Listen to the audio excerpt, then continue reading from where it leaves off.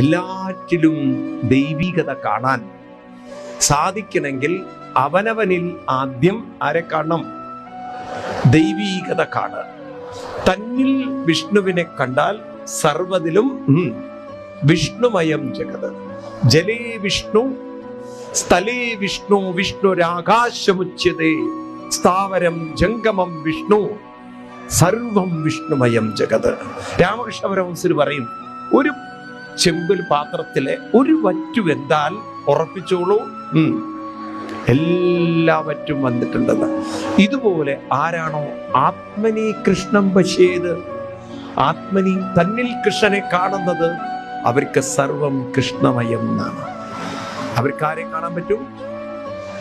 അവർക്കാരെ കാണാൻ പറ്റും?